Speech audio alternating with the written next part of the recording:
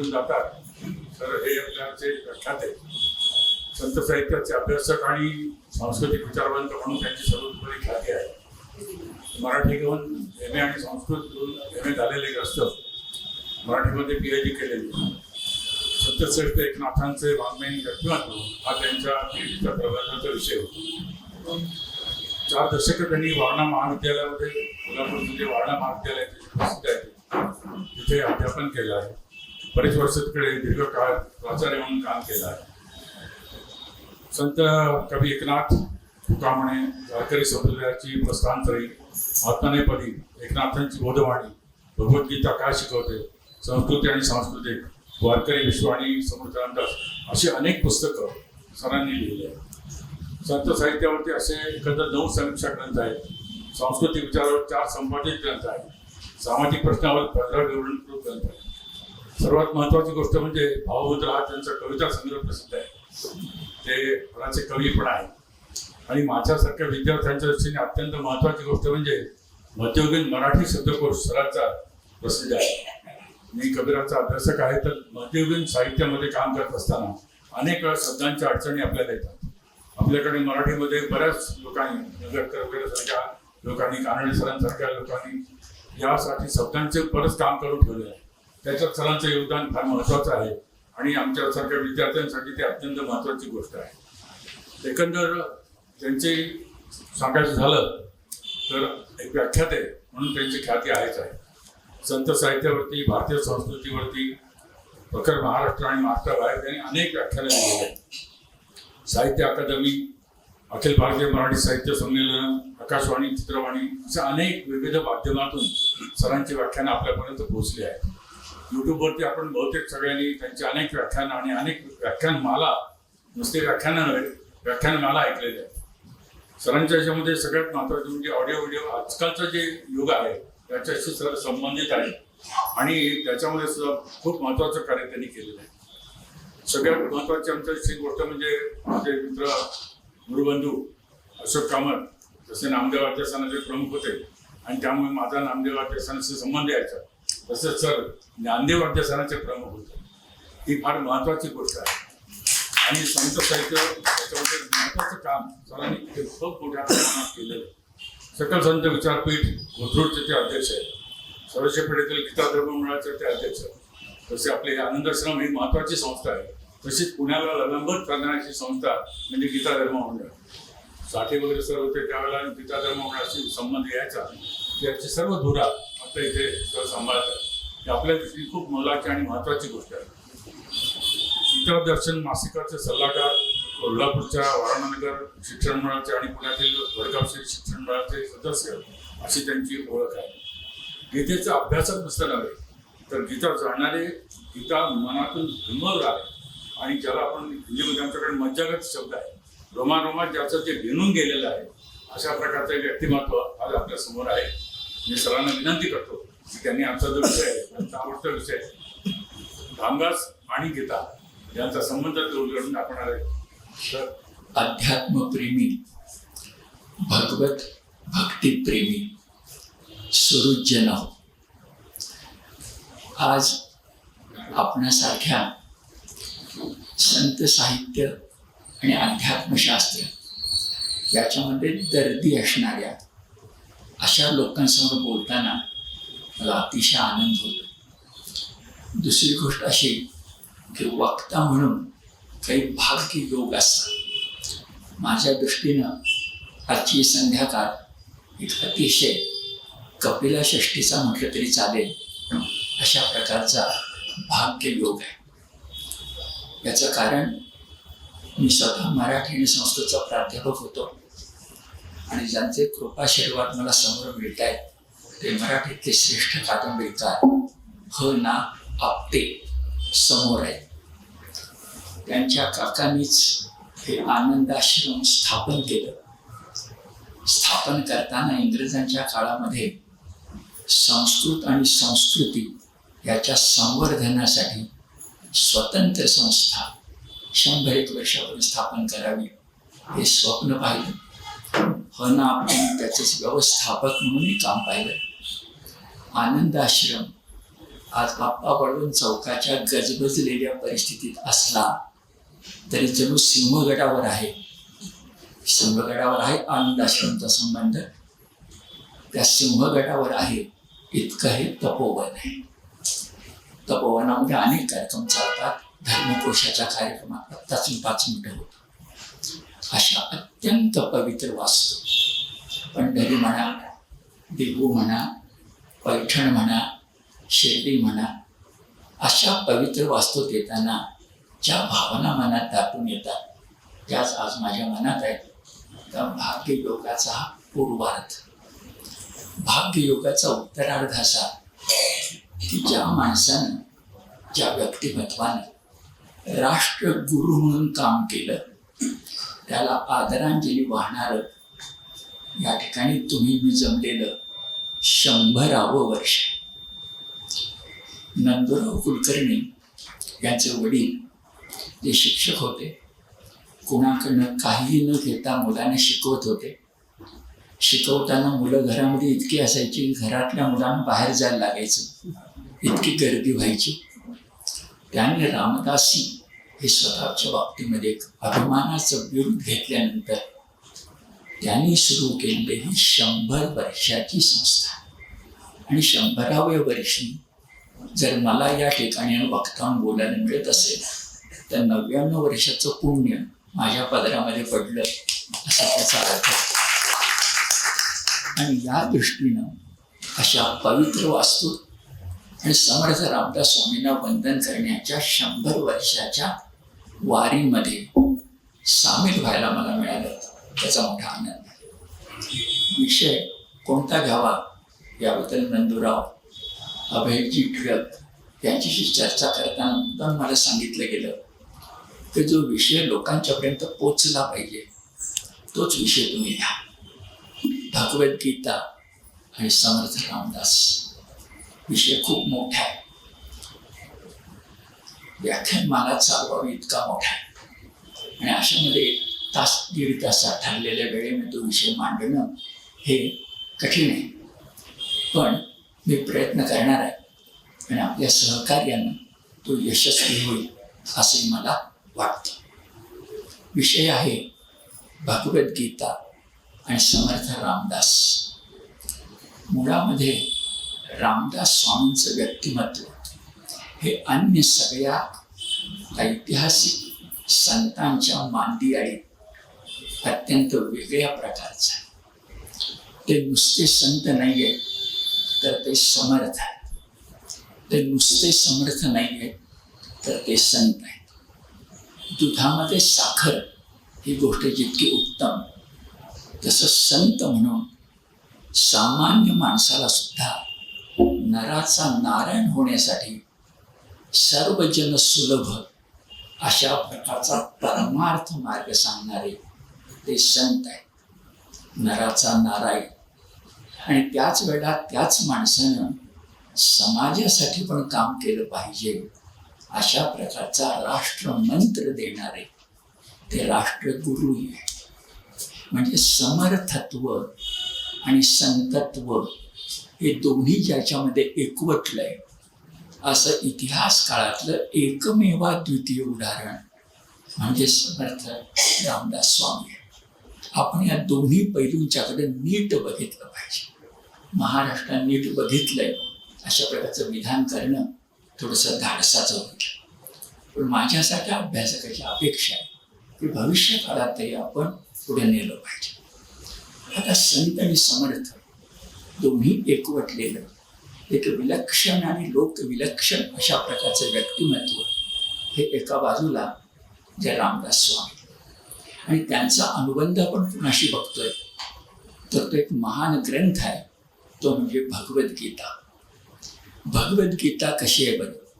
तर आज जर आपण भगवद्गीता आजही आपण वाचायला लागलो तर अर्जुनाच्या ठिकाणी आपण जातो आणि भगवद्गीता नीट वाचली तर भगवद्गीतेचं सामर्थ्य 5000 वर्षांनी असं आहे की अर्जुनाप्रमाणेच तुम्हाला विषाद योगाकडून प्रसाद योगाकडे न्यायचं सामर्थ्य हे भगवद्गीतेमध्ये अनस्यूत आहे असं आपल्या लक्षात आलं.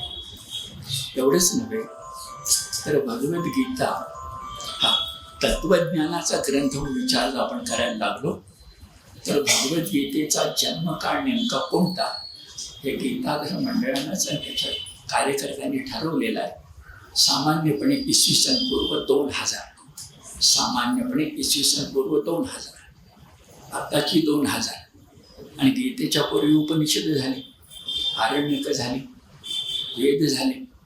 हा काळ जर मानला आणि कोणी त्याला इंग्लिश शब्द चॅलेंज करू शकणार नाही असं जर म्हटलं तर 5000 वर्ष जे काही आपल्याकडे वैदिक परंपरेतून म्हणजे ऋग्वेदातल्या नासदी सूक्तापासून जे काही धर्मतत्वज्ञान आलं त्या 5000 वर्षाच्या आपल्या संचिताचं नवनीत कोणतं असेल तर 700 श्लोकाची भगवद्गीता.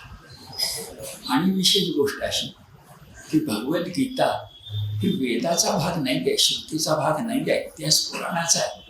पण परंपरेने तिला श्रुती माऊली एवढी योग्यता दिली आहे. याचं कारण आपली श्रद्धा आहे आणि त्याचा आधारही आहे की भगवद्गीता ही खुद्द भगवंताच्या मुखातून प्रकट झालेली आहे. वेदवाङ्मय मोठे खरे पण वेदवाङ्मय अपौरुषेय आहेत म्हणजे ते ऋषीमुनींनी ऐकलेले आहे. ही वाणी ऐकलेली नाही. तर भगवद्गीतेतच उल्लेख येतो 18व्या अध्यायात त्याप्रमाणे योगम योगेश्वरात कृष्णात साक्षात कथयत स्वयं.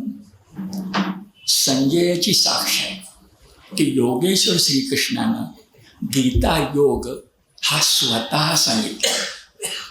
वेद ऐकलेले आहेत त्याला आपण पाहिजे तर हुंकार म्हणू, पण भगवद्गीता सांगितलेली आहे, मुखानं प्रकट झाली आहे, तर हुंकाराच्या ऐवजी आपण त्याला ओंकार म्हणू.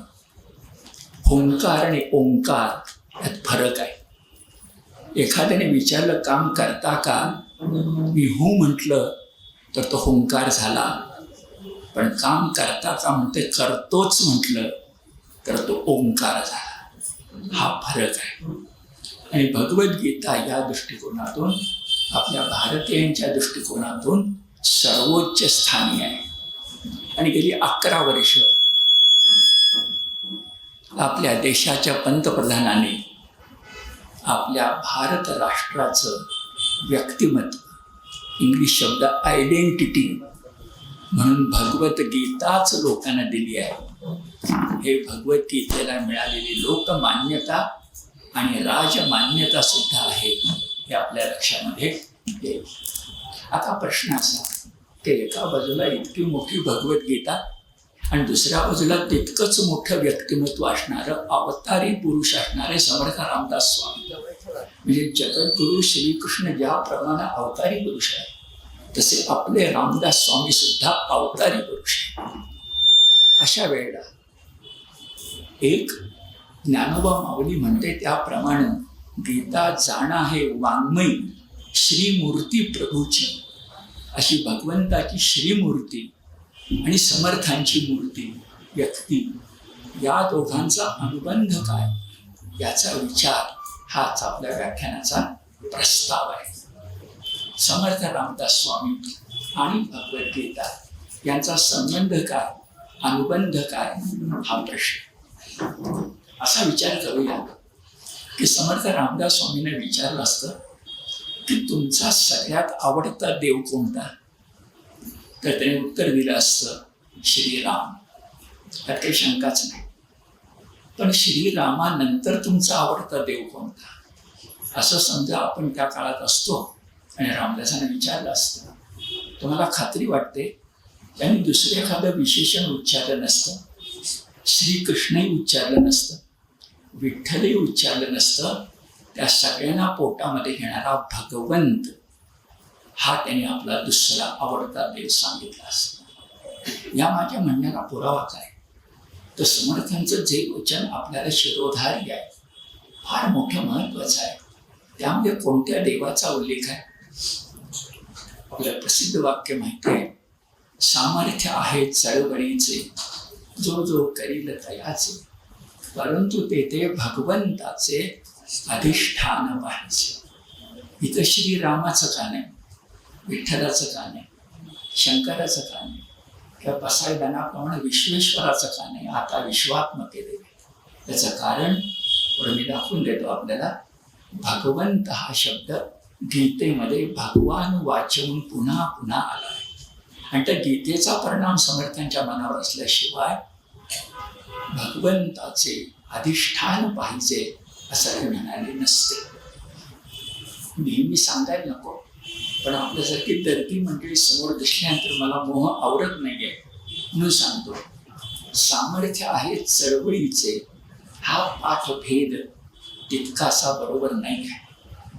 चळवळीचे आपल्या तोंडात आहे आणि यत्न तो देव जाणावा या दृष्टीने लोक चळवळीशिवाय राष्ट्र उभं राहत नाही, हे बरोबर आहे.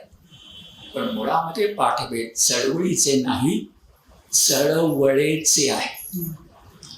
चळवळेचं म्हणायचं कारण चळवळ म्हणजे लोक चळवळ नव्हे, मुलाच्या जन्माबरोबर त्याच्या शरीरात जे प्रकटते चैतन्य. चळवळेचे म्हणताना त्यांना चैतन्याचा उल्लेख करायचा आणि मग त्या ओवीकडे बघा. परंतु तेथे भगवंताचे अधिष्ठान पाहिजे. पण आधी काय करायचं? सामर्थ्य आहे चैतन्याचे, सामर्थ्य आहे यत्नाचे. कुठलाही अर्थ घ्या, दोन्ही अर्थाने ओवी अत्यंत महत्वाची आहे आणि तिच्यामध्ये भगवंत अशा प्रकारचा उल्लेख येतो, हे महत्वाचं आहे. आपण दासबोध उघडला तर दासबोधाच्या सुरुवातीला पहिल्याच समासामध्ये 20 दशक आहेत, 200 समास आहेत. त्याच्या पहिल्याच समासामध्ये ग्रंथारंभ लक्षण सांगितले आणि आपली पद्धत आहे. आपण जर ग्रंथ लिहित असू, आरंभ करत असू, तर ग्रंथ का लिहितोय, कोणत्या ग्रंथांच्या आधारे लिहितोय, माझी गुरुपरंपरा कोणती, माझं तत्वज्ञान अद्वैत का द्वैत, हे सांगण्याची पद्धत आहे. या दृष्टिकोनातून जेव्हा आपण ग्रंथारंभ लक्षण पहिल्या समासात बघायला लागतो तेव्हा पहिल्याच ओळीत ते जे सांगतात त्याच्यामध्ये माझ्यासारख्या अभ्यासकाला दासबोधाचं बीज हे गीता बीजामध्ये दिसतं. कसं बरं? तर पहिलीच ओळी बघा. नवविधा भक्ती आणि ज्ञान बोलीजे वैराग्याचे लक्षण बहुधा आत्मनिरोपण निरोपिले, अशी ओवी आहे. त्याच्यात 3 गोष्टी सांगितल्या. नवविधा भक्ती म्हणजे भक्तियोग, ज्ञानयोग आणि महत्वाची गोष्ट सांगितली आहे ज्याला लोकमान्य टिळक निष्काम कर्मयोग म्हणतात. त्याला शब्द वापरलाय वैराग्याचे लक्षण. इथं संन्यासाश्रमाची महती नाही आहे, तर संन्यस्त वृत्तीची महती आहे. इथं चालती बोलती समाधी आहे, परमसमाधी आहे. लोकमान्यांच्या शब्दात बोलायचं कारण गीताधर्मात आम्ही तेच पाहतो. ज्ञानमूलक, भक्तिप्रधान, निष्काम, कर्मयोग बरोबर वैराग्य. नुसती भगवी कफनी घातली म्हणजे वैराग्य नव्हे, तर संन्यासी असून जो राष्ट्राचा संसार करतो विवेकानंदासारखा, तो खरा संन्यासी, तो खरा वैराग्य संपन्न, हे समर्थांच्या मनात. हे जे 3 गुणी उल्लेखले त्याला गीता बीज म्हटलं तर चुकणार नाही. पुढे जाऊया. कोणत्याही ग्रंथाच्या प्रारंभी सामान्यपणे कोणत्या ग्रंथांचा आधार घेतला हे सांगितलं जातं. आपण तो आधार बघूया. त्याच्यामध्ये तुम्हाला 11 गीता आणि 12वी भगवद्गीता हाच उल्लेख दिसेल. खरं बोलायचं तर समर्थांचा दासबोध ग्रंथ, मी 2 मिनिटं खर्च करून सांगतो काय तर आपल्याला की समर्थांचा दासबोध म्हणजे समर्थ संप्रदायाची प्रस्थानत्रयी एकाच ग्रंथात. समर्थांचा दासबोध ज्ञानकोश. समर्थांच्या दासबोधामध्ये त्याच्या आधी ज्या 10 ज्ञान परंपरा आहेत, थोड्या वेळाने सांगतो, त्या सगळ्याचं नवनीत. पण त्या सगळ्याचा उल्लेख नाही त्यांनी केला. ऋग्वेदाचा उल्लेख नाही केला, भागवताचा उल्लेख केला. गीता नंतर सांगतो, पण गीता सोडून त्यांनी कुठले ग्रंथ सांगितले बरं? वेद आणि वेदांत, भागवत आणि उपनिषदे, एवढाच उल्लेख आहे. भागवत भक्ती, उपनिषद तत्वज्ञान, वेद ज्ञान राशी आणि वेदांत आमचं हिंदुत्व, सनातनत्व याचा उल्लेख केला आहे. आणि बाकी सगळे ग्रंथ गाळून फक्त गीतांचा उल्लेख आहे. आम्ही त्याच्यावर काम करतो बरीच वर्ष. त्याला मी विविधा गीता प्रकल्प म्हणतो. अनेक गीता आहे, अनेक आहे, कोणी म्हणतात 108 आहे. रामदासांनी माझ्यासमोर कुठले ग्रंथ होते हे सांगताना अक्षरशः यादीच दिली आहे. ऐका, नाना ग्रंथांच्या संमती भगवत वाक्ये. मी तुम्हाला 7-8 ओळींच्या मध्ये भगवत शब्द 3दा दाखवतो, परंतु ते भगवंताचे अधिष्ठान आहे. बघा, नाना ग्रंथांच्या संमती भगवत वाक्ये 1:17. शिवगीता, रामगीता, गुरुगीता, गर्भगीता, उत्तर गीता, अवधूत गीता भरपूर आहेत. भगवद्गीता, ब्रह्मगीता आणि समारोपाला म्हटलंय इत्यादिक नाना ग्रंथ, जे वेद वेदांत, भागवत, उपनिषद इत्यादी नाना ग्रंथ. पण इत्यादिक नाना ग्रंथ संमतीस बोलले येथ. जुन्या कालखंडात संमती म्हणजे माझ्या या बोलण्याला शंकराचार्यांचा आधार आहे. संमतीस येथ बोध. आणि पुढं म्हटलंय भगवत वाक्य यथार्थ निश्चयेसी.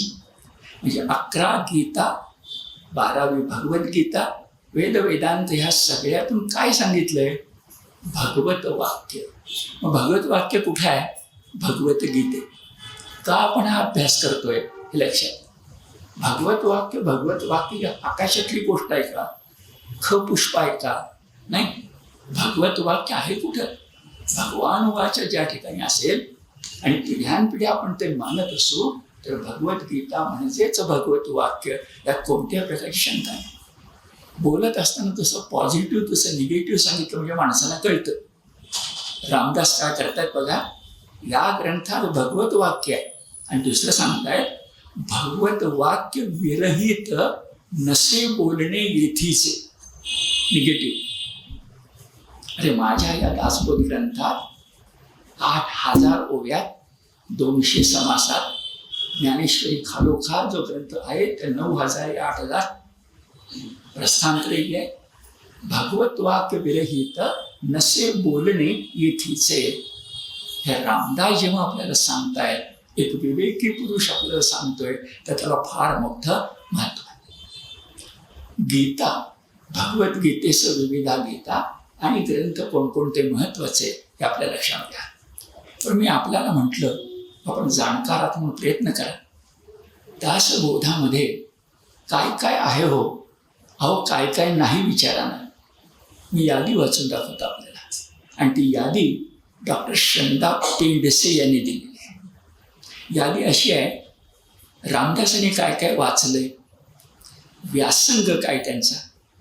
उत्तर आहे ऋग्वेद आदी 4 ग्रंथ, ईशावास्यादी 10 उपनिषद, भगवान व्यासोक्त ब्रह्मसूत्र, सांख्य न्यायादी षडशास्त्र, शंकराचार्य मध्वाचार्यांसारख्या आचार्यांची भाष्य, भागवतादी 18 पुराण, रामायण महाभारत, अध्यात्म रामायणासारखे संस्कृत ग्रंथ, आयुर्वेद, गांधर्व वेद. कारण रामदासांचं संगीताचं ज्ञान प्रचंड होतं. आयुर्वेद, गांधर्व वेद यासारखे उपवेद आणि ज्ञानेश्वरादी सर्व संतांचं साहित्य ही त्यांच्या व्यासंगाच्या खूण आहेत. आता यातले कोणते त्यांनी उल्लेख केले बरं? जर नाथांचं आपण एकनाथी भागवत बघितलं तर मूळ भागवतातल्या श्लोकावर लिहिताना आपण लिहितो त्याला मान्यता देण्यासाठी एखादं संस्कृत वचन, एखादं सुभाषित, इंग्लिश शब्द कोट करण्याची पद्धत आहे. उद्धृत. श्रंदा पेंडशांसारख्या अभ्यासक सांगतात की या सगळ्या ग्रंथाच्या छाया, सगळ्या ग्रंथातले मुद्दे संबंध दासबोध ग्रंथात आहेत अजून आपण त्याचा अभ्यास केलेला नाही. म्हणजे ऋग्वेदातल्या ऋचा घ्यायच्या महत्वाच्या आणि काय दासबोधात त्याला समानार्थाचं मराठी मिळतं का हे बघणं, ह्या अजून अभ्यासाच्या दिशा शिल्लक आहेत. मी फक्त गीतेपुरतं बोलतोय. आणि मग शंदा पेंडसे म्हणतात की आपण जर दासबोध सगळा वाचला तर त्यामध्ये रामदासांनी आपली मांडणी करताना, आणि एक बघा, दासबोध एक भाष्य नाही आहे, दासबोध एक भाष्य नाही आहे. दासबोध हा समर्थांचा स्वतःचा ग्रंथ आहे. आणि त्या स्वतःच्या ग्रंथात जेव्हा ते बोलतात गुरुलक्षणं पासून मूर्ख लक्षणापर्यंत जेव्हा बोलतायत, तेव्हा आपल्या बोलण्याला काहीतरी आधार पाहिजे.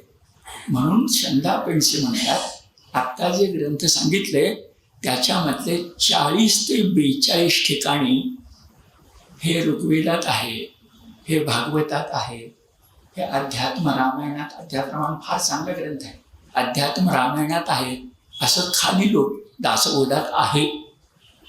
किती स्थळं आहेत? 40 ते 42. आणि शंदा पेंडसे म्हणतात की त्या 42 स्थळापैकी 21 स्थळं भगवद्गीतेतील आहेत. सांगा मला, भगवद्गीतेचा आणि दासबोधाचा संबंध किती निकटचा आहे. आता जे मी 10 तुम्हाला तत्वज्ञान धारा सांगितल्या, त्यातली 42 आणि 42 ते 21 सरळ दासबोधात आपण काढून बघा. दासबोधामध्ये ज्याला आधार किंवा संमतीचं स्थळ म्हटलंय हे मिळतं. मी एक सांगतो, आपण घरी जाऊन बघा. व्यवसायात्मिका बुद्धी रेकेह कुरुनंदन. एक बघा, दासबोधाचं मर्म एका शब्दात सांगा तर विवेक बुद्धी, आणि भगवद्गीतेचं मर्म एका शब्दात सांगा तर समत्व योग सुद्धा नाही, व्यवसायात्मिका बुद्धी. काय करावं काय करू नये हे अर्जुनाला सांगण्यासाठी गीता आहे. नुसता अध्यात्माचा ग्रंथ नाही आहे. व्यवसायात्मिका बुद्धी, अव्यवसाय कुठला आणि व्यवसाय कुठला. तर याप्रमाणे व्यवसायात्मिका बुद्धी कोटेशन आहे. व्यवसायात्मिका बुद्धी रेकेह कुरुनंदन. मी गणितच मांडतो आपल्यासमोर. उदाहरणादाखल 21 म्हणजे आकडा मोठा आहे, पण बघा, दुसऱ्या अध्यायातला 41वा श्लोक, चौथ्या अध्यायातला 38वा श्लोक, विभूती योगातले 7 श्लोक आणि 13व्या अध्यायातला 20वा श्लोक हा दासबोधात खाली तुम्हाला रामदासांनी संमती म्हणून घेतलेला दिसतो. हे थोडंसं बोलणं तांत्रिक झालं. आशयाच्या दृष्टीनं बोलायचं तर पुढे सगळं बोलणं तेच आहे माझं. अहो, गीतेचा आशय, गीतेचा विषय, गीता काय सांगू इच्छिते, पुन्हा लोकमान्यांची मदत, निष्काम कर्मयोग. मात्र ज्याला ज्ञानाचा डोळा असेल आणि भक्तीची बैठक असेल तो कर्म, नुसतं कर्मकांड नाही. हा जो आशय घेतायत ते किती प्रकारे आपल्यासमोर येतं बरं. समर्थांचं अत्यंत गाजलेलं प्रकरण म्हणजे क्षात्र प्रकरण. त्याच्यातल्या 2 ओळी तर मराठी शाहीचा इतिहास सांगतात. मग बाजीप्रभू असू दे, मुरारबाजी असू दे, नाहीतर तानाजी असू दे. काय आहे बरं यांचा पराक्रम? रामदास सांगतात क्षात्र प्रकरणात ते समकालीन आहे. मला खूपदा वाटतं, अरे शिवाजी महाराजांची योग्यता इतरांना कशाला विचारतात? समकालीन असा रामदासाला विचारा ना. आणि रामदास समकालीन असून जे सांगतायत ते तुमच्या कुठल्याही पुराव्यापेक्षा अत्यंत महत्त्वाचा पुरावा आहे. आजच्या भाषेत बोलायचं तर सुप्रीम कोर्टातही तोच चालेल, कारण तो समकालीनाचा पुरावा आहे. आता जास्त बोलत नाही, त्याच्यावर तासभर बोलावं आहे. आता मुद्दा असा की एक वचन रामदासांचं क्षात्र प्रकरणातलं बघा. मारिता मरावे, तेणे गतीस पावावे, फिरून येता भोगावे, अहो भाग्य. भगवद्गीतेत काय म्हटलंय? हातोवा प्राप्ससी स्वर्ग, जित्वावा भोक्षसे महिम. शब्दसा सारखा आहे, पण दासबोधात गीता उलगडून दाखवली आहे, फुलाच्या पाकळ्या दाखवत असं. यातले शब्द काय बघा. तेणे गतीस पावावे. गती म्हणजे काय? सद्गती. आपण अन्य लोकांच्या प्रमाणे आत्म्याला शांती मिळे म्हणून नाही म्हणत नाही, आत्म्याला सद्गती मिळू दे. ही गती म्हणजे सद्गती. आणि तेवढं अभिवचन आहे भगवंताचं फिरवून येता भोगावे. अरे या जन्मात नाही मिळालं मला, पण शुचीनाम श्रीमताम ते हे योग भ्रष्टो विजायते हे आदिवचन नाही तर हिंदू माणसाला फार मोठा आशावाद शिकवलाय की 100 वर्षाचं आयुष्य एक मधलं स्टेशन आहे, अजून बरीच स्टेशन मला जायचंय. हे हिंदू प्रवृत्तीत आहे. म्हणून फिरवून येता शब्द बघा, फिरवून येता भोगावे अहो भाग्य. नाहीतर ज्ञानदेवांना 16 वर्षी ज्ञानेश्वरी कशी लिहिता येते? अहो भाग्य, गीतेची छाया अशा प्रकारची. एका अभ्यासकाचे डॉक्टर शंदा पिल्सेंचा आधार घेऊन मी बोललो. आणखी एकाचा आधार घेतो जे मला अत्यंत प्रिय आहे, मराठीचा प्राध्यापक म्हणून, आणि पुण्यातल्या अनेकांना ते पाहून माहिती आहे. गुरुदेव रानडेंचे शिष्य होते डॉक्टर शंभू तुळपुळे. डॉक्टर शंभू तुळपुळे यांचं 5 संत कवी नावाचं अत्यंत महत्त्वाचं पुस्तक आहे. त्या 5 संत कवी पुस्तकामध्ये शंभू तुळपुळ्यांसारखा अभ्यासक महत्त्वाची विधानं करतो. ते म्हणतात, दासबोधाचा अभ्यास करताना समर्थांना प्रिय असणारे 2 शब्द कोणते? दासबोधाचा अभ्यास करताना ज्याला आपण वटबीज म्हणू, त्याप्रमाणे दासबोधाचं बीज कुठे आहे बरं? तर शंकर तुळपुळेंची साक्ष आहे, एक बुद्धियोग आणि दुसरा कर्मयोग. डॉक्टर तुळपुळे सांगतात एक बुद्धियोग आणि कर्मयोग. आणि ते म्हणतात गीतेतला बुद्धियोग आणि कर्मयोग हाच समर्थांच्या दासबोधातील विवेकवादात परिवर्तित झालेला आहे. वाक्य पुन्हा उच्चारतो. भगवद्गीतेतला बुद्धियोग आणि भगवद्गीतेतला भक्तियोग हाच समर्थांच्या विवेकवादात, सारासार विचारात, सात्विकतेच्या जोपासनेत, पुढे मी सांगणार आहे, परिवर्तित झालाय. परावर्तित नाही, परिवर्तित. आणि सुंदर करून तो मांडलेला आहे. आणि यासाठी एक मी माझ्या अभ्यासातलं उदाहरण आपलं सांगतो. समर्थांची जी महंत लक्षणं आहेत ते किती महत्त्वाची आहे. ज्या संघटनेला आज 100 वर्ष झाली, राष्ट्रीय स्वयंसेवक संघ, त्याचे निर्माते जे डॉक्टर हेडगेवार, त्यांच्या उष्टाला समर्थांचा दासबोध असायचा. हा इतिहास आहे. संघाचा प्रचारक त्या महंतासारखाचाच आहे. अधिक बोलत नाही, ज्याला कोणाला आवडेल कोणाला नावडेल. असा जो प्रचारक, असा जो महंत, त्याचे 4 गुण आहेत. हे 4 गुण कुठून आले? आपण अभ्यास केला तर लक्षात येतं.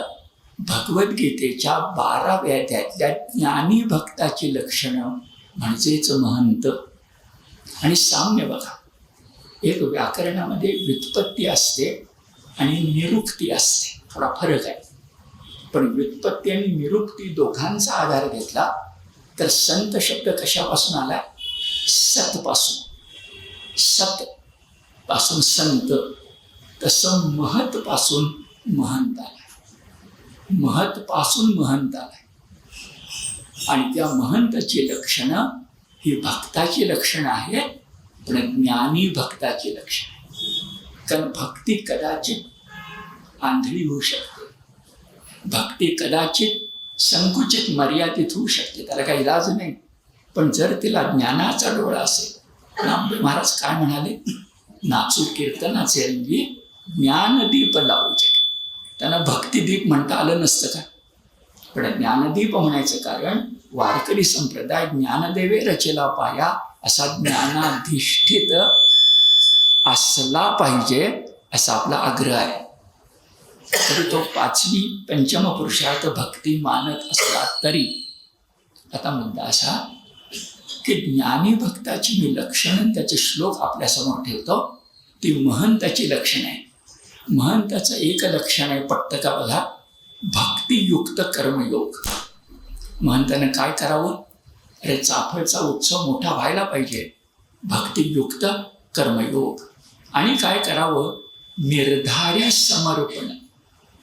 आणि काय करावं? लोकसंग्रहाची ओढ.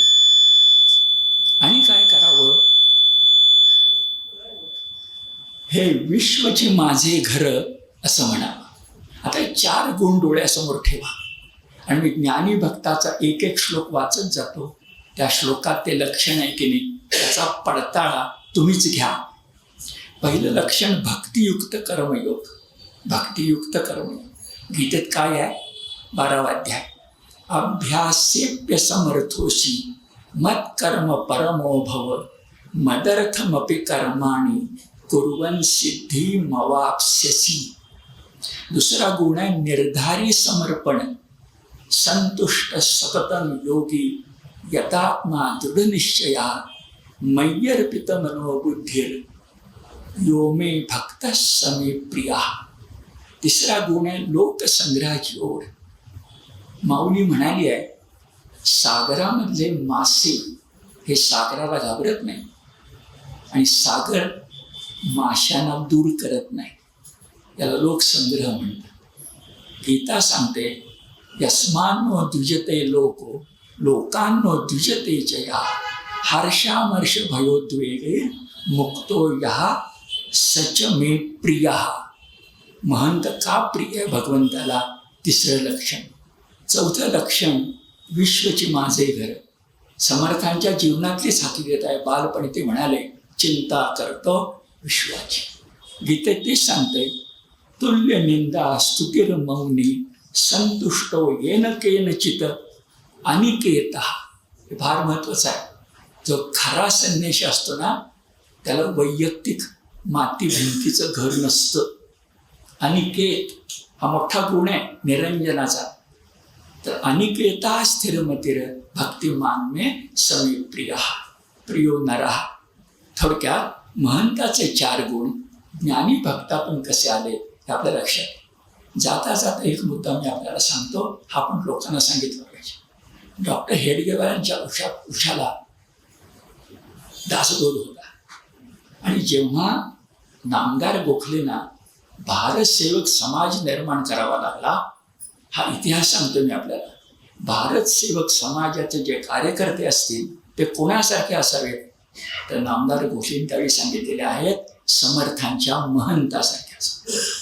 एक सुधारकाचं पाहिजे उदाहरण मी दिलं नामदार गोखले आणि एक राष्ट्रभक्ताचं पाहिजे उदाहरण दिलं परमपूजनीय डॉक्टर हेडगेवार. रामदासांचा प्रभाव महाराष्ट्राच्या मनोपिंडावर लोकमानसावर किती खोल आहे याच्या खुणा आहे. गीता तर किती सांगावी. समर्थ आणि गीतेचा विचार मी जेव्हा करतो ना ते समर्थ कधी नव्हे ते असं म्हणतायत. 2 मुद्दे मी सांगणार आहे. पहिला मुद्दा असा की ते सतत असं म्हणतायत भागवत वाक्य विरहित नसे बोलणे येथीच आहे. तसं तुम्हाला मला कळण्यासाठी ते भगवत वाक्य या संस्कृत शब्दाला, कारण बघा दासबोध वाचल्यानंतर आपल्याला चटकन कळतो. तो गुरु शिष्य संवाद म्हणून कळतोच, पण समर्थांनी त्यातल्या त्यात सोपं लिहायचा प्रयत्न केला. हे समर्थांचं वैशिष्ट्य आहे. लोकसंग्रहाची ती गुण आहे. अध्यात्म म्हणा पण लोकांना पटवून देताना सोपंच बोलावं लागतं. तसं रामदासांच्या तोंडी एक शब्द फार वेळला आलाय, अभंगात आलाय, दासबोधात आलाय, देवाचा शब्द.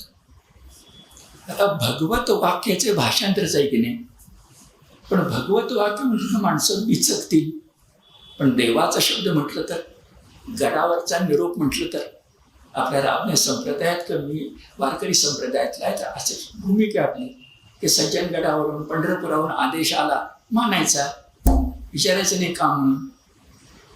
असा आदेश कुणाचा आहे वर आपल्याला? देवाचा शब्द. आणि समर्थांची खंत अशी आहे की तो देवाचा शब्द लोक विसरले. दाखवून देतो आपल्याला. मी दासबोध आणि गीतेतलं साम्य आपल्या लक्षामध्ये.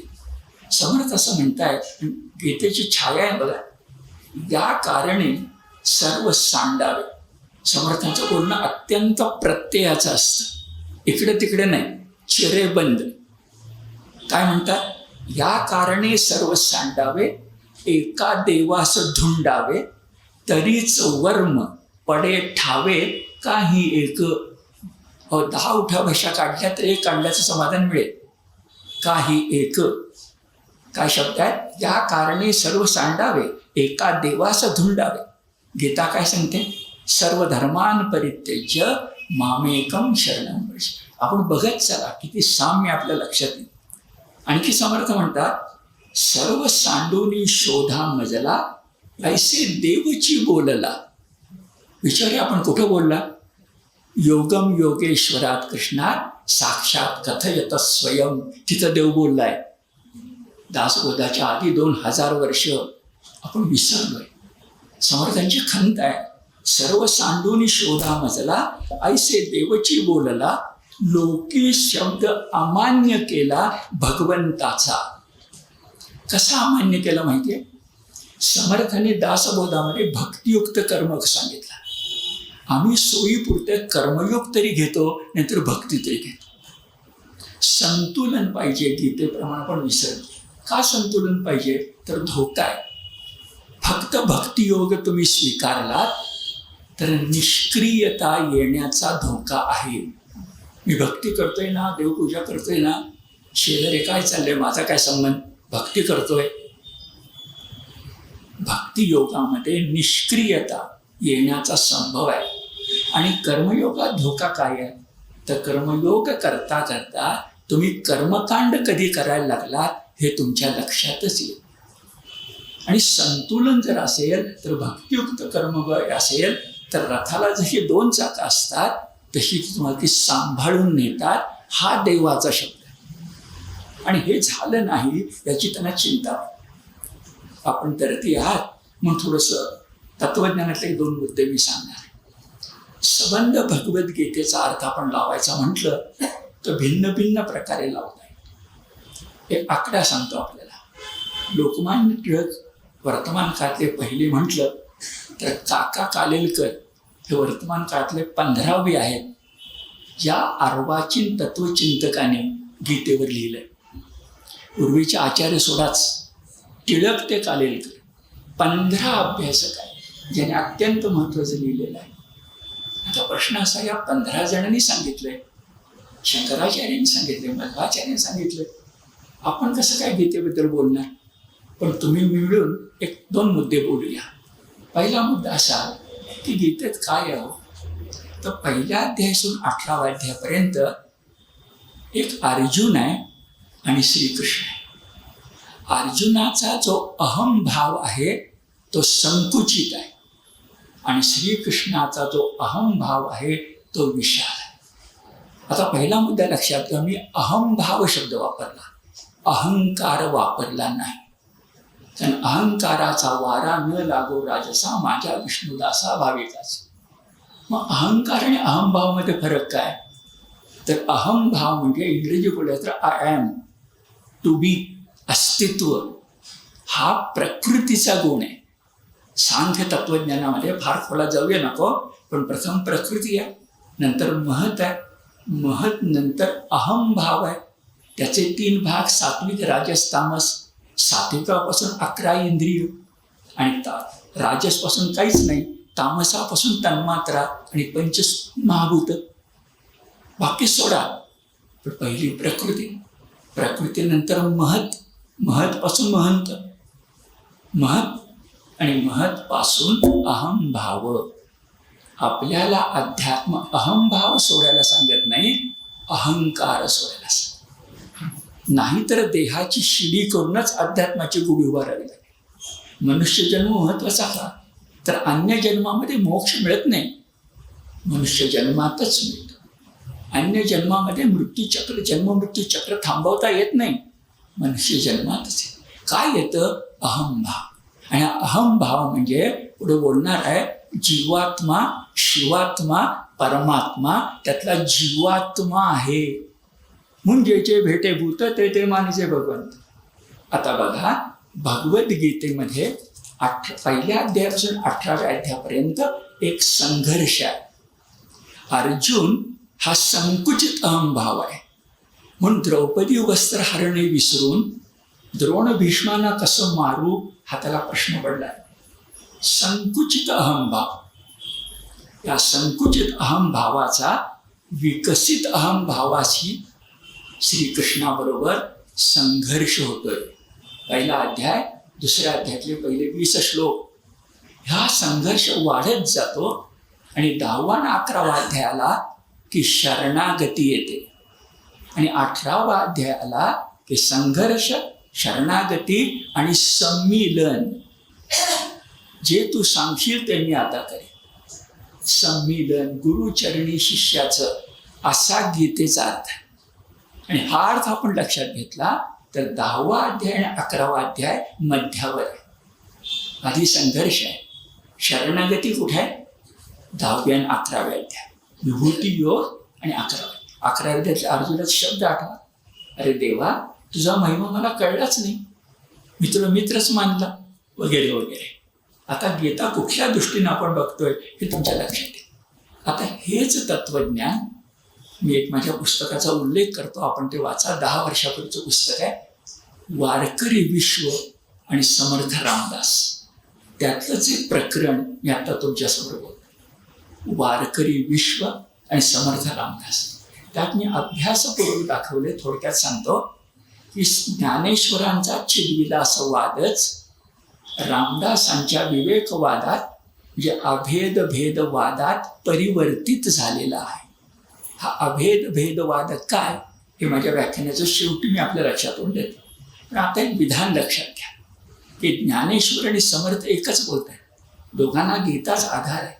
कोणी चिद्विलासवाद म्हणतो, कोणी अभेद भेदवाद. अभेद भेदवाद कसा? तर सागर अभेद आहे, लाटा भेद आहे. भेदाचा सामना करावा लागतो, नंतर बुडू आपण. पण बुडायचं नसताना सागर अभेद आहे हे विसरायचं नाही. हा अभेद भेदवाद. आणि हेच भगवद्गीतेत आहे. आणि ह्याला ज्ञानेश्वरांची साक्ष. ज्ञानेश्वरांचं एक सुंदर वचन आहे की आपण गीता शिकून काय मिळवायचं बरं?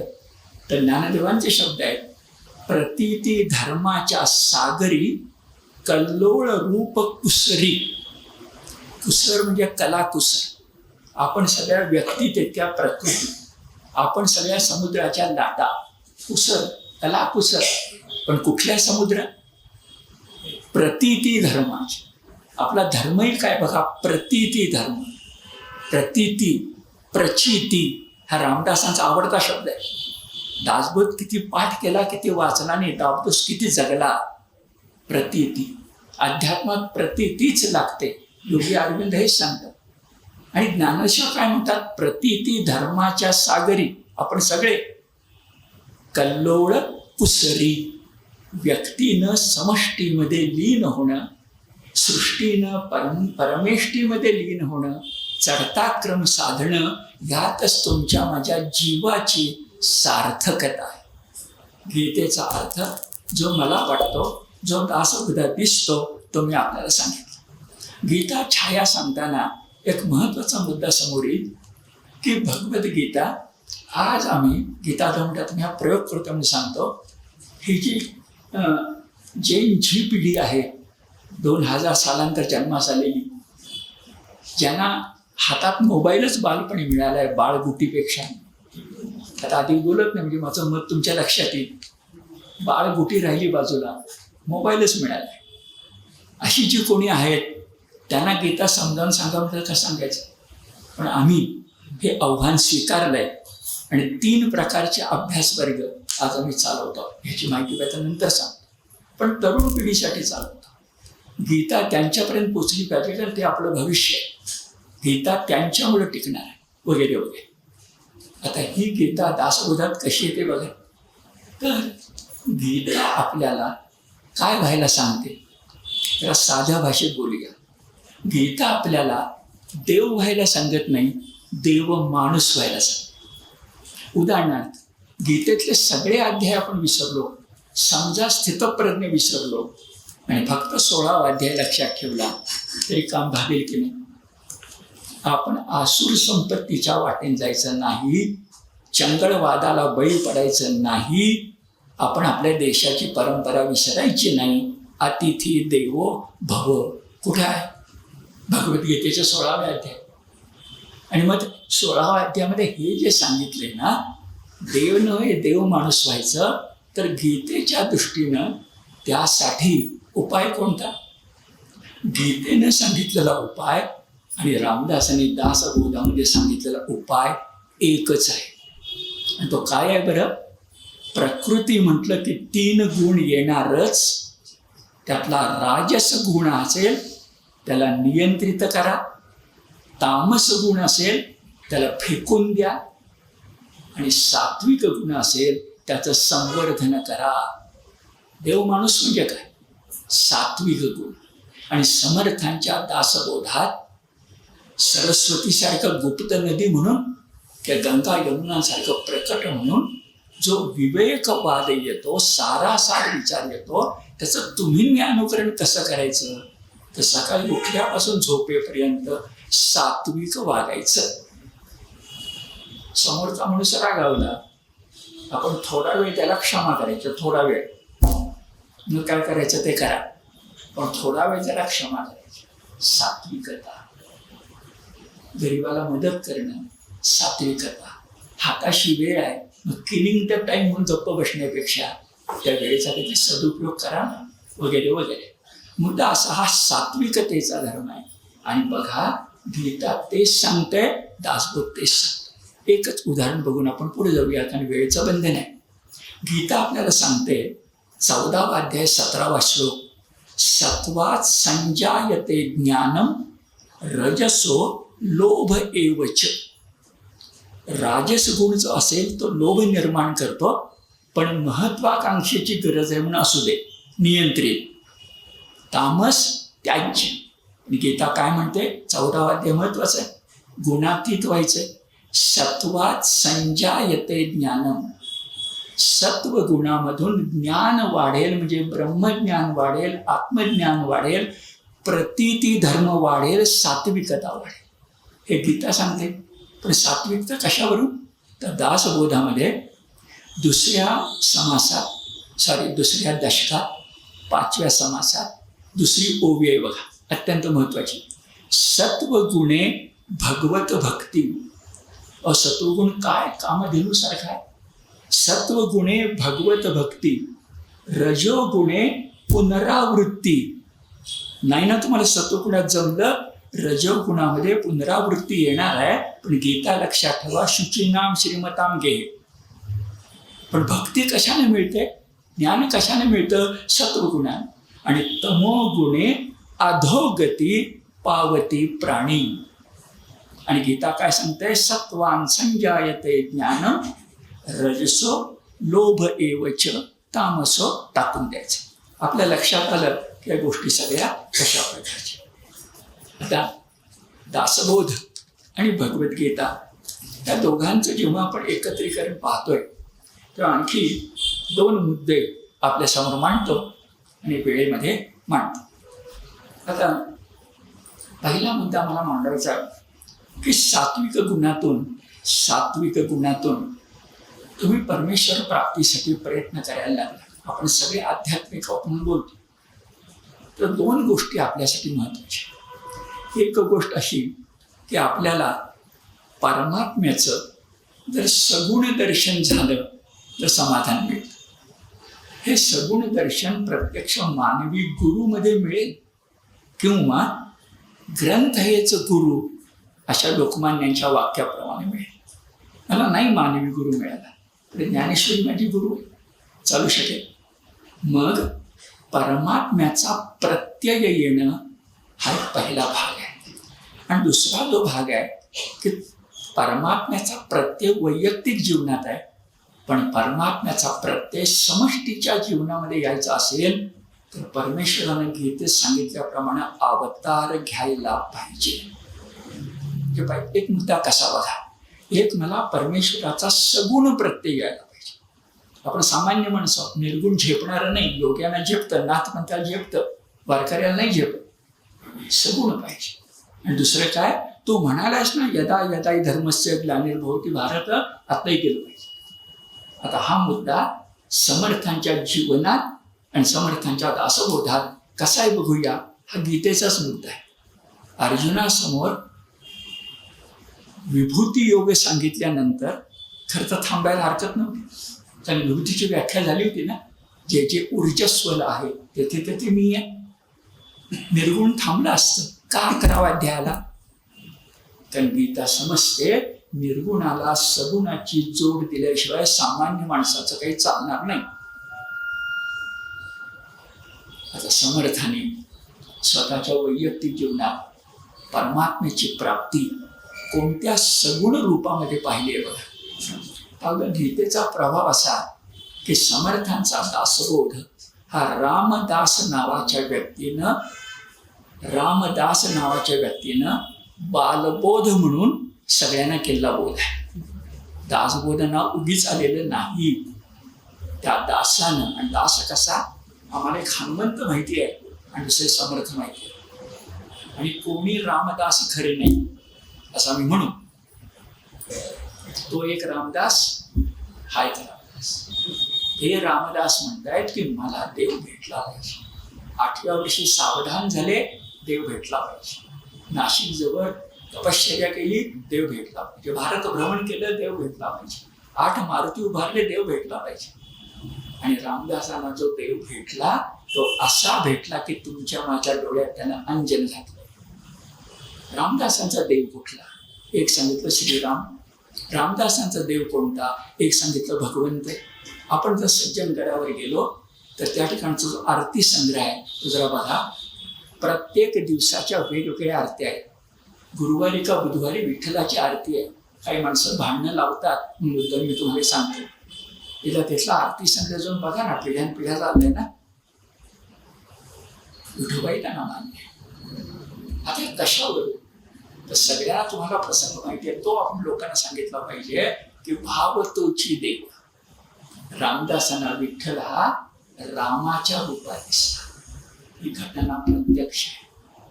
पंढरपूरला ते गेल्याची साक्ष आहे. कारण पंढरपूरला रुक्मिणी मातेचं जे मंदिर आहे तिथं तुम्ही जा, उजव्या हाताला भिंतीमध्ये एक राम आहे. पंढरपूरचे सगळे हनुमंत आहे. पंढरपुरातले बडवे आणि उत्पात दोघंही सांगतात हा रामदासांनी स्थापन केला. पंढरपुरात पहा आणि सांगा इतरांना. तर तो जो कोणी हनुमंत आहे, तो जो कोणी राम आहे, तोच विठ्ठल आहे ना.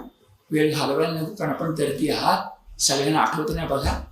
पंढरपुराला जाऊन, आणि पुन्हा सांगतो, पंढरपूरला ते एकादशीला गेले होते. आणखी सांगतो, कुठल्या तरी एकादशीला तुकोबा आणि रामदासांची भेट पंढरपुरातच झाली आहे. म्हणून तर दोघांनी एकमेकाबद्दल अभंग लिहिले. मी ते अभंग मोठ्या चर्चासत्रात वाचलेत आणि मोठमोठ्या अभ्यासकांनी ते अभंग खोटे म्हटलेले नाहीत. काय तुम्ही अभंग सांगतो आपल्याला. समर्थ तुकारामांना वंदन करतायत, तुकाराम समर्थांना वंदन करतात. अभंग आहेत आणि ते प्रक्षिप्त नाहीत, समकालीन नाही. पंढरपुरात भेटलेले. आणि एका भेटीमध्ये येथे का उभा श्रीरामा मनमोहना मेघश्याम. आठवते ना सगळ्यांना? फार सुंदर आहे म्हणून वाचूया. येथे का उभा श्रीरामा मनमोहना मेघश्याम. हात कटीवरी ठेविले, धनुष्य बाण का संडिले. काय केली सीतामाई, येथे राही रखुमाई. काय केले वानर दळ, येथे मिळविले गोपाळ. काय केली अयोध्यापुरी, येथे वसविली पंढरी. काय केली शरयू गंगा, येथे आणली चंद्रभागा. रामदासी जैसा भाव, तैसा झाला पंढरी राव. आता पाठभेद आहे. रामदासी जैसा भाव, तैसा झाला पंढरी राव. हा पाठभेदी सुंदर आहे. काय दिसे अबोला. हे पटतंय मला. रामदासांनी विठ्ठलला विचारलं, बोलत का नाही आहेस? राम माईशी बोलतो. काय दिसे अबोला, दिसे वेश पालटला. हे किती तुम्हाला मला भिडणार आहे बघा. अरे पोशाख बदललास काय तू? का दिसे अबोला, का वेश पालटला. आणि मग म्हणतात रामदासी सद्भाव झाला, राम झाला पंढरी राणा. हा पाठभेदी सुंदर आहे. सद्भाव म्हणजे खरी भक्ती. तुम्ही कुठल्या डोळ्यांनी बघता? तुकोबांच्या डोळ्यांनी बघा, रूप पाहता आपल्या लक्षात येईल. इतरांच्या डोळ्यांनी बघून उपयोग काय? मुद्दा लक्षात आला. या मुद्द्याचा उत्तरार्थ. तो उत्तरार्थ असा आहे की रामदासांनी त्या कालखंडामध्ये खंत व्यक्त केली आहे की बाबा तू पुन्हा पुन्हा गीतेमध्ये सांगितलंस की मी भाग घेतो, मी घेतो. कुठे काही दिसत नाहीये रे. शहाजी राजांचा पराक्रम फुकट गेला. शिवछत्रपतींनी मोठा पराक्रम केला, पण आग्र्याला जावं लागलं. हे सगळं रामदासांच्या डोळ्यादेखत घडलंय. तर रामदास अनेकदा म्हणतायत दासबोध नाना अवतार धरणे, दुष्टांचा संहार करणे. आता गीताच आहे, यदा यदा धर्मस्य. नाना अवतार धरणे, दुष्टांचा संहार करणे, धर्म स्थापावया कारणे विष्णूस जन्म. अरे विष्णूने जन्म कशासाठी घ्यायचा? 10 अवतारासाठी. आता परमात्माच आहे ना तो. पुढे ते म्हणतात धर्म स्थापनेचे नर, ते ईश्वराचे अवतार, झाले आहेत पुढे होणार, देणे ईश्वराचे. आता मी तुम्हाला दासबोधातून बाहेर नेतो आणि रामदासांची अभंग गाथा पण अनेक जण बघत नाहीत, त्याचा अभ्यास केला पाहिजे. जेवढे वारकरी अभंग महत्वाचे आहेत तेवढेच रामदासांचे अभंग महत्वाचे आहेत. आणि काही अभंग तर संगीताला अत्यंत पूरक अशा चालीमध्ये लिहिले. हे क्षेत्र दुर्लक्षित राहील. मुद्दा असा की एक अभंग मी तुम्हाला सांगतो. अरे या अभंगामध्ये करुणाष्टकातले रामदास दिसतात. करुणाष्टक सोडून रामदासांचं सगळं बोलणं ठाशीव आहे. पण करुणाष्टकामध्ये मात्र नाशिक शेजारचा तो राम नारायण ठोसर आपल्याला दिसतो. करुणाष्टक हे महापुरुषाच्या डोळ्यातले अश्रू आहेत. त्या करुणाष्टकासारखा एक अभंग मी वेचलेला तुम्हाला सांगतो. किती स्पष्ट बोललेत रामदास बघा. संभवामी युगे युगे हे तुझे वचन, येणे समाधान होत नाही. रामदासाचा अभंग मी कोट करतोय. ते म्हणतायत ऐकलं गीतेमध्ये, संभवामी युगे युगे येणे वचने समाधान होत नाही. होत नाही श्लाघ्य नेणे जाणे, कर्म हे भोगणे पडे दीना. दीना ऐसे कदा काळी हेन राहे, समर्थची भावे देवा ऐसे. अरे समर्थून दाखव ना, मुख्य दृढ पद धरोनिया देव, निश्चलची भाव दास म्हणे. आता निश्चल शब्दाचा अर्थ काय? निश्चल शब्दाचा अर्थ म्हणजे कितीही संकट येऊ दे, आग्र्याहून सुटकेचा प्रसंग येऊ दे, त्याचा स्वतःचा मुलगा 1 वर्ष शत्रूला मिळालेला असू दे, जो निश्चल राहतो तो अवतारी पुरुष. आणि तो रामदासांच्या भाषेत श्रीमान योगी. अभंगात ते देवाला निश्चल व्हायला सांगतायत आणि त्याच्या भाग्याने निश्चल झाला त्यांना दिसला. राज्याभिषेकाला समर्थ रायगडावर गेलेले नाहीत, जाणार नाहीत. शिष्याला आशीर्वाद देतील पण दरबारात नाही जाणार. हे ध्यानामध्ये घेतलं की शिवछत्रपतींचा समकालीन संतानं समर्थानं किती कौतुक केले. म्हणून मगाचं माझं वाक्य होतं रे, कसले पुरावे विचारता? समकालीनाचा पुरावा पुढे नाही का तुम्हाला? आणि राहवत नाही समर्थाने. आहो शिवाजी महाराजांचे किती कौतुक करावं. शिवाजी महाराजांना पत्र लिहिलं त्यात कौतुक केलं, संभाजीची समजूत घालताना कौतुक केलं. अहो शिवसमर्थ योग, मी काय बोलते आपल्या लक्षात येईल. शिवसमर्थ योग हेच महाराष्ट्राचं जीवन आहे आणि हा योग नाकारणं हे महाराष्ट्राचं मरण आहे. शिवसमर्थ योग हा नीट लक्षात घ्या. त्या 2 माणसांच्या हयाती खर्च पडल्या. तो तुम्ही अभ्यास न करता काय वाटेल ते काय बोलताय. मुद्दा असा बघा, शिवाजी महाराजांना पत्र लिहिताना काय म्हटलं त्यांनी? चैतन्याचा महामेरू, बहुत जनासी आधारू, अखंड स्थितीचा निर्धारू, श्रीमंत योगी. अरे एक संत एका राजाला योगी म्हणतो, श्रीमंत म्हणतो. याचं कारण दक्षिण दिग्विजयाला शिवाजी महाराज गेले असताना त्या मंदिरामध्ये स्वतःचं मस्तक नवविधा भक्ती समर्पण भक्ती म्हणून अर्पण करायला तयार झाले होते. 8 दिवस स्वतःला कोंडून घेतलं होतं. रघुनाथ पंत हनुमंतांनी त्यांना बाहेर काढलं. शंकराला मस्तक अर्पण करण्याचं शिवाजी महाराजांना वाटावं. श्रीमंत योगी. आणि संभाजी महाराजांची समजूत घालताना काय म्हणतात? कोणा वडिलांचं कौतुक आहे. ते म्हणताय शिवरायाचे 8वावे रूप, प्रताप साक्षेप, कैसे बोलणे कैसे चालणे, कैसे सलगी देणे, याहून करावे विशेष, तरीच म्हणावे पुरुष. ह्या परते आता विशेष काय लिहावे. किती रामदास त्यात उतरलेत बघा. संभाजीला म्हणताय तर शिवाजी सारखा हो रे.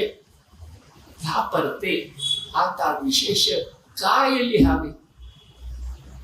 हा अवतारी पुरुष त्यांच्या डोळ्यात देखत झाला. फार मोठं त्यांचं भाग्य. जे आळंद त्यांच्या अभंगात त्यांनी दुःख व्यक्त केलं होतं ते समजा. शेवटचा मुद्दा जरा मी आपल्या सगळ्यापुढे मांडणार आहे.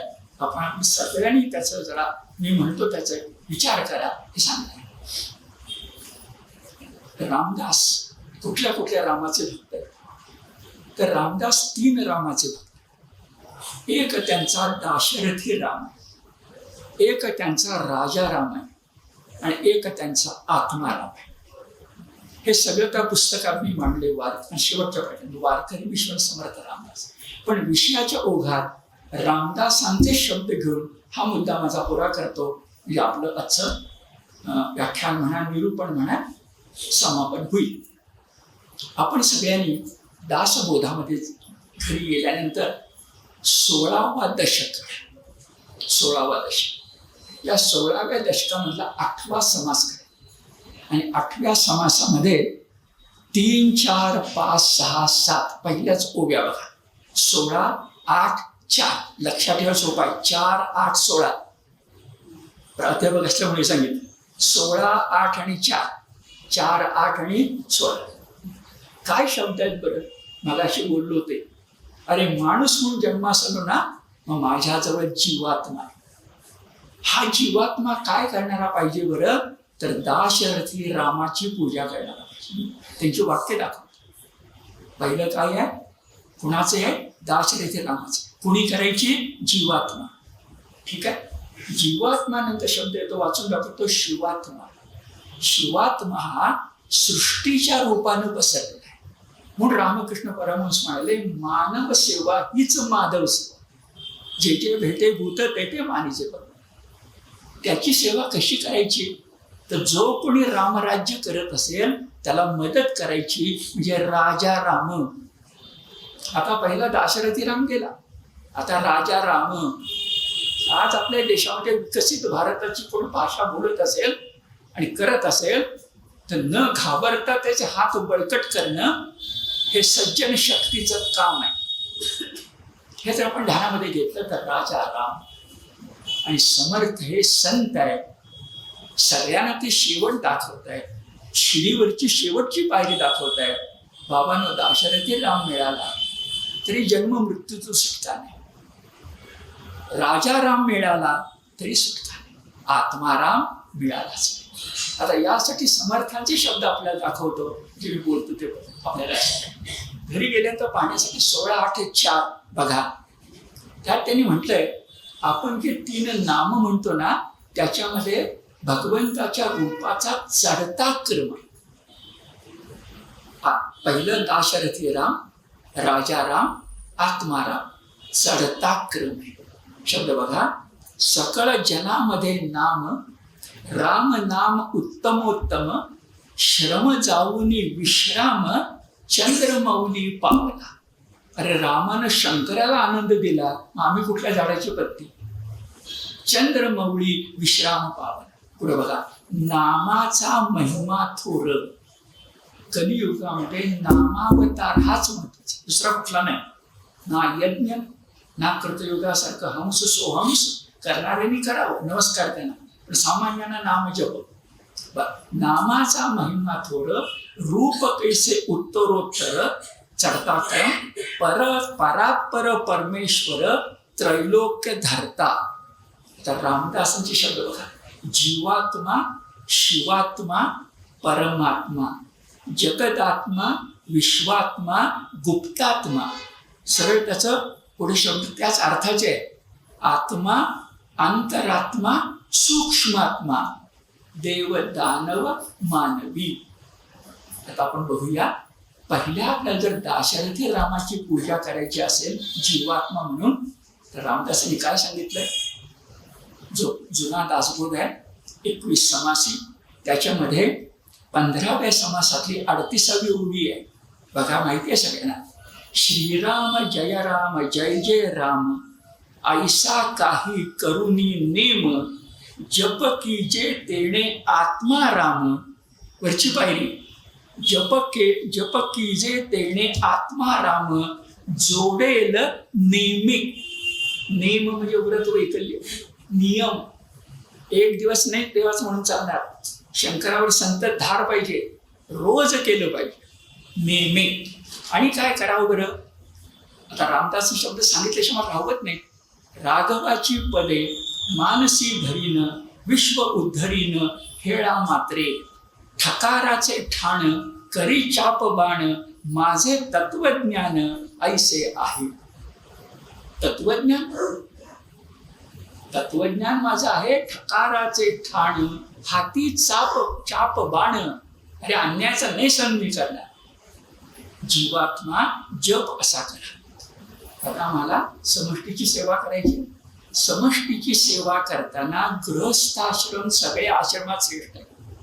रामदास दासबोधामध्ये संत असून ठामपणे सांगतात की प्रपंचही चांगला करा आणि परमार्थही चांगला करा. अगदी सुरुवातीला मी संत आणि समर्थ म्हटलं ना, त्या द्विदल व्यक्तिमत्वाचं हे भाग्य आहे. सोपी गोष्ट नाही आहे. धन्य गृहस्थाश्रम, हे बोलायला ठीक आहे, पण गृहस्थाश्रम नसेल तर समष्टी उभी राहणार नाही. एकच वाक्य बोलतो, आज आपली संस्कृती का अडचणीत आली आहे? आपली कुटुंब व्यवस्था मोडकळीत आली आहे. स्वयंपाकघरात स्वयंपाक न करता बाहेरच खाणं पिणं आपल्या सगळ्यांना आवडायला लागलंय. देश संपणारा इथं गृहस्थाश्रम हा संस्कृतीचा कणा असतो. आणि त्या अर्थाने शब्द बघा, संत सांगतायत हो, संसार त्याग न करिता. रामदास म्हणताय संसार त्याग न करिता. मी आकडा सांगतो बेटा, दासबोधात 6वा दशक 9वा समास, ओबी क्रमांक 24 आणि 25. काय शब्द आहे? संसार त्याग न करिता, प्रपंच उपाधी न सांडता. इथं नंदुराव आहेत. नंदुरावच्या वडिलांचा मी उल्लेख केला ना. एक काळ ते शिक्षक होते, नंतर रामदासी झाले. रामदासी म्हणजे आनंदाश्रमात 100 वर्षाची परंपरा त्यांच्या वडिलांनी पाळली. त्यांनी प्रपंचाचा त्याग केला नाही. आधी शिक्षक होते उत्तम, त्यांच्या अनेक विद्यार्थ्यास मोठमोठ्या पदावर आहेत. हे जर लक्षात घेतलं तर संसार त्याग न करिता, प्रपंच उपाधी न सांडता, फार महत्वाचं आहे. काय गंमत आहे माहिती आहे का? सगळं संसारात घ्यायचं, सारखं संसाराला नाव ठेवायची. हा भोंदू पण आहे. संसाराला अलिप्तपणे करा ना, कमलपत्र मिवाम बसा. कुणी अडवलंय? संसार न त्यागिता, प्रपंच उपाधी न सांडता, जनामध्ये सार्थकता, विचारेच बोले. जो माणूस तुकोबांच्या भाषेत बोले तैसा चाले त्याची वंदावी पाहू. आणि याला समर्थ शब्द वापरतात, प्रचितीचे बोलणे. संबंध दासबोधात विवेक आहे, कोहिनूर आहे, त्या गौरीशंकर आहे. जसं कांचनगंगा कुठली? कांचनगंगा आहे प्रचितीचे बोल. समर्थांना प्रचिती नाही, अनुभव नाही तर चालत नाही ना. अध्यात्मात चालतच नाही. बोलू काका खूप असतं, काय करायचं घेऊन? प्रत्ययाचे. बघा हे किती सुरेख आहे. हे प्रचितीचे बोलणे. विवेक प्रचिती पाहणे. प्रचित पाहे ते शहाणे, अन्यथा नोहे. पॉझिटिव्ह निगेटिव्ह दोन्ही सांगितले. मूर्ख लक्षण सांगितले, दुर्लक्षण पण सांगितले. आता शेवट करूया. आणि आत्माराम पाहिजे असेल तर पुन्हा गीतेचा आधार आहे.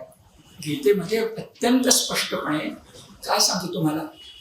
पुरुषोत्तम योग हा शब्द कळला तर समर्थांचा उत्तम पुरुष कळतो.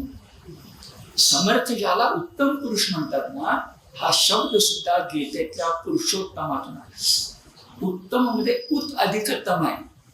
उत अधिकतर असतं, उत्तर, आणि उत असतं. साधे सामान्य इंग्लिशमध्ये सांगतो, गुड, बेटर, बेस्ट. बेस्ट पाहिजे आपल्याला, दी बेस्ट पाहिजे, म्हणजे पुरुषोत्तम. आणि 15 वेदाचं नाव पुरुषोत्तम योग. आणि गीतेमध्ये दासबोधामध्ये उत्तम पुरुषच आहे. यावर सविस्तर बोलावं लागेल, पाहिजे तुम्ही या पुस्तकात बघा. समर्थांचा उत्तम पुरुष म्हणजे गीतेतला पुरुषोत्तम आहे. त्यात कोणत्याही प्रकारची अभ्यासातून शंका नाही. आणि त्या पुरुषोत्तम योगामध्ये उपांत्य श्लोक कुठला? 20 श्लोक आहेत, पण 19 श्लोक कोणता आहे? कोण बरं पुरुषोत्तम होईल?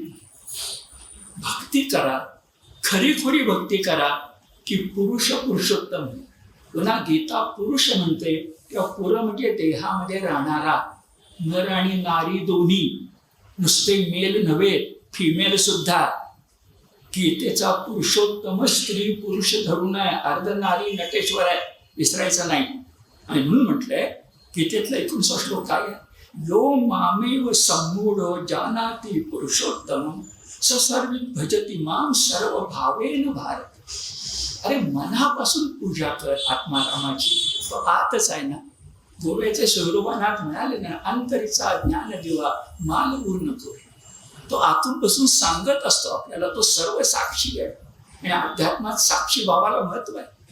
पण आम्ही त्या साक्षीदाराकडे लक्षच देत नाही. आम्ही विचारतच नाही त्याला, कोंडून ठेवतो. सद सद विवेक बुद्धी हा दासबोधाचा कणा आहे. सारासार विचार हा दासबोधाचा कणा आहे. आणि तरतम भाव हा भगवद्गीतेचा कणा आहे. मी एक पुस्तक जास्त बोलणं होतं, पण भगवद्गीता काय शिकवते तर शेवटी मी म्हटलंय, सगळे योग बाजूला ठेवा, तारतम्य योग हा गीतेतला योग. गीतेमध्ये अनेक योग आहेत, पण आमच्या एका सामान्य माणसांना तारतम्य योग अधिक अंतिम हित कशामध्ये आहे? कौरवांना मारण्यात. मग मागं पुढे बघायचं नाही. युगांत होतो का न होतो? होईल, नाहीतर प्रलय होणारच आहे. युगांत होईल. हे केलं कृष्णानं. हे जर आपण ध्यानामध्ये घेतलं तर योम आमेव समोर तुम्हाला कळलं. आता बघा,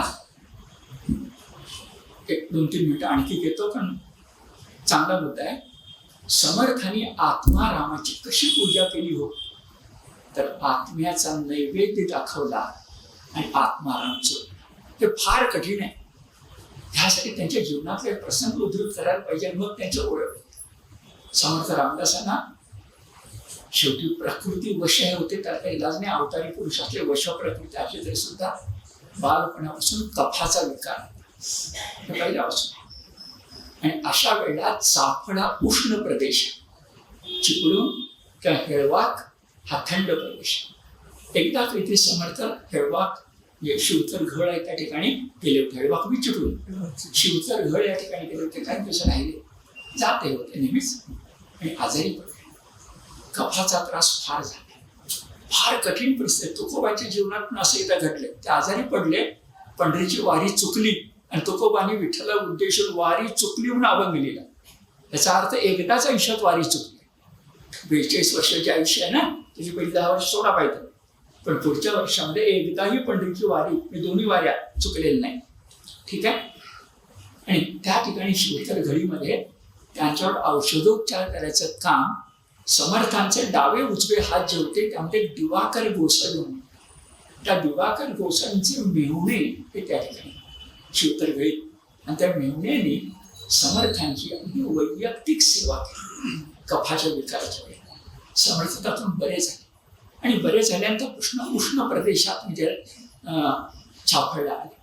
आणि समर्थांनी स्वतःच्या हस्ताक्षरापे पत्र लिहिले, जे आज उपलब्ध आहे.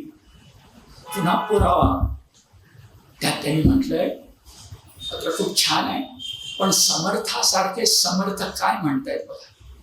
ते आत्मा दिवाकर गोसावींना लिहित आहेत की तुमच्या मेहुण्याने माझी सेवा केली. हे माझी नाही केली, हे रामाची. आता हे बोलणं सोपं आहे, आपणही बोलू शकू. पण समर्थांचे शब्द असे आहेत, अहो त्याने माझी सेवा केली, हे रामाची सेवा का बरं?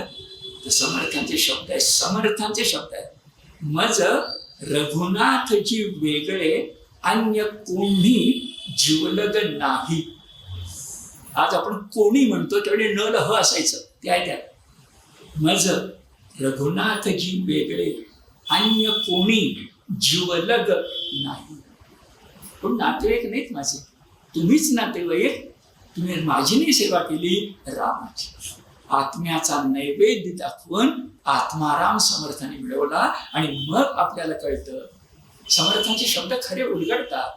तुम्हाला माहिती आहे सगळ्यांना, देवाच्या सख्यत्वासाठी पडाव्या जीवलतांच्या तुटी, सर्व अर्पावे शेवटी प्राण तोही वेचावा. रामाशी इतके मागावे की आपण रामजीव व्हावे.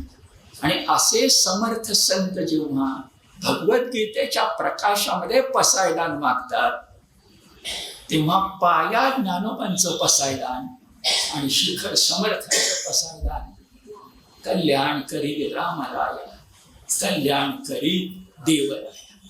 याच शब्दानं आजच्या निरूपणाचं आपण समापन करूया. कल्याण करी रामराया, कल्याण करी देवराया.